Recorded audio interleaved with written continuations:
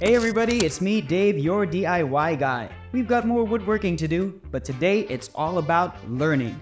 But before we start a project, we must make sure that our wood is clean and clear of any dirt, bumps, or humps. That's why we need to sand. Sanding smooths out rough surfaces.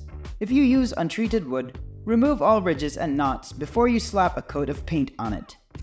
Now that we know why sanding is important, we need to choose our sandpaper. When it comes to sandpaper, there are two main types that you need to know about: aluminum oxide and silicon carbide.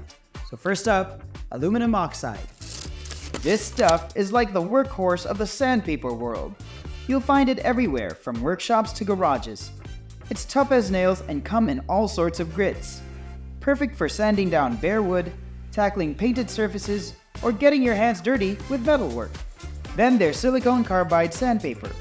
Now this one's a bit special. It's got waterproof options, which make it ideal for those wet sanding projects. The particles are super sharp, giving you that fine, smooth finish that make your projects look top-notch. Whether you're working with wood, metal, plastic, or glass, silicon carbide sandpaper has got you covered.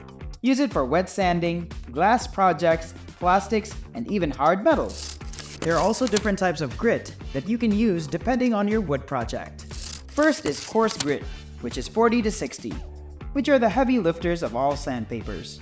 These have large abrasive grains that can take off a lot of material with every swipe.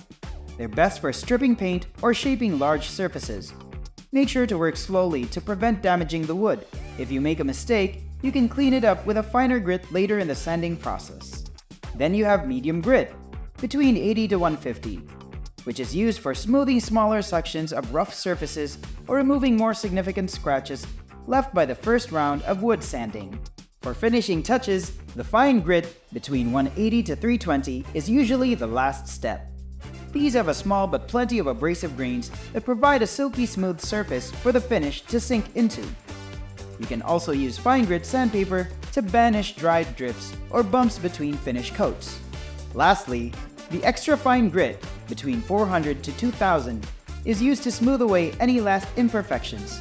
It buffs the wood to a very refined state, making it perfect for final finish applications. One thing to note about sanding: a smoother surface will be more packed, so stain will adhere less compared to a rougher surface. For a shiny finish, using fine grit sandpaper creates fine sawdust.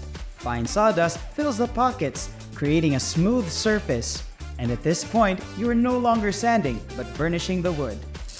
And as a Rapware Sanding School, now you can sand your wood confidently for your next projects. Our next video will be all about Beusen Siladecker and how to use it correctly. If you want to know more, stay tuned.